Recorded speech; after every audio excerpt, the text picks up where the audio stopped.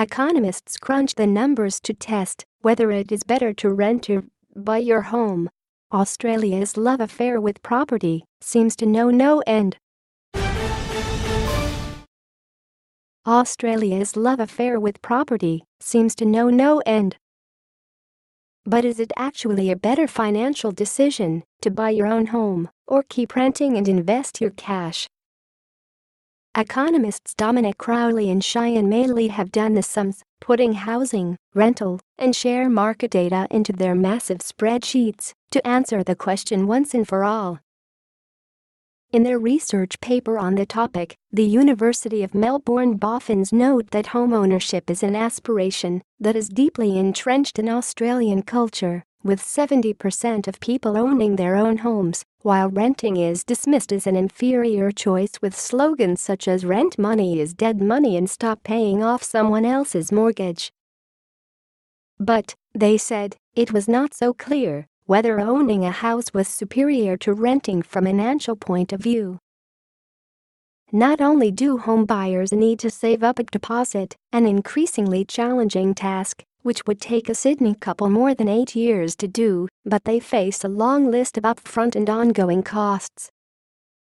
There's stamp duty, conveyancing, inspections, maintenance costs, local council rates, water bills, building insurance and strata fees, not to mention the interest paid to the bank. If a prospective buyer decides to rent rather than buy, she could invest the avoided one-off costs of buying, plus any difference in ongoing costs, into other assets, the researcher said. While it is impossible to predict exactly how financial decisions will play out, they crunched the numbers to compare the benefits of renting versus buying in the past, looking at the period from 1983 to 2005. It's not the first time the question has been tackled. A United States study found that median-income families would often end up with more net wealth if they rented instead of buying over the 10 years from 2013. Timing is crucial. So what's the verdict down under? Is it better to rent or buy? According to Crowley and Lee, the answer in most situations is buy. Cue knowing smiles from smug homeowners across the nation. Buying was financially more favorable than renting over most of the past 3 decades across Australian capital cities, the authors concluded.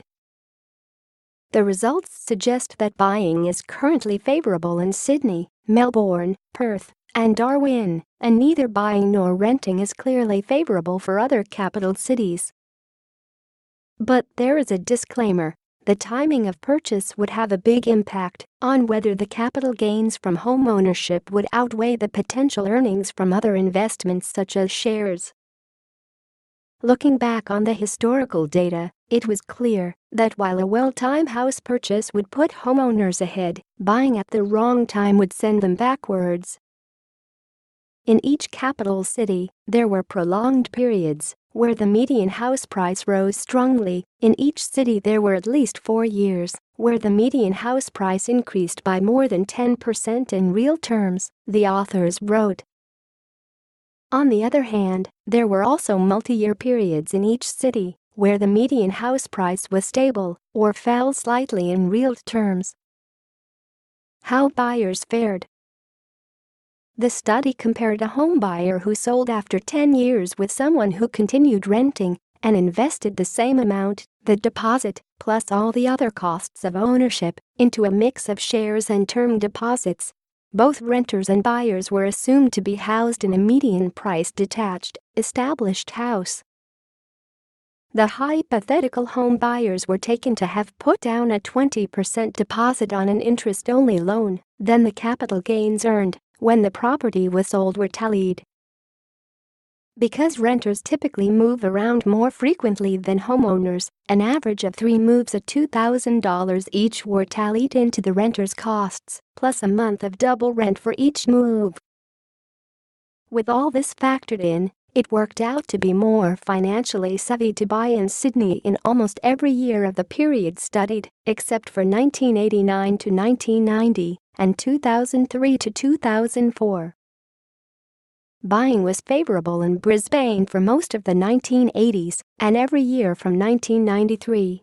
In Melbourne and Perth, renting was only a favorable strategy around 1990, the study found, while in Adelaide and Canberra it was better to rent in the 1980s and to buy from the early 1990s onwards. So, the conventional wisdom that home ownership is the key to financial success appears to ring true. But before you jump on the home ownership bandwagon or fall into a depressed heap over the difficulty of breaking into the market, keep in mind that the period studied will not necessarily predict the future. Will the market drop? Real house prices have increased more than threefold since 1983, much faster than income growth, and commentators have warned that Australia may be in a housing bubble that is about to burst. Even the Reserve Bank of Australia has judged renting and buying to be roughly equal from an investment point of view, depending on market conditions. In a 2014 report, it warned that house prices would have to continue to rise at the same rate as they had for the past 6 decades for owners to be as well off as renters. Ultimately, it's a decision that can only be made by weighing up the pros and cons of renting versus owning and taking a leap of faith. Buying versus renting is a complicated and important decision for prospective RST homebuyers in Australia and worldwide, Crowley and Lee concluded. This paper demonstrates the importance of timing, choice of investment portfolio, as well as frequency of moving for this decision. For many, the non-economic benefits of ownership, such as having the freedom to renovate and knowing that a landlord can't turf you out or hike the rent, make achieving the Australian dream the obvious choice. Dana.Macaulay at news.com.au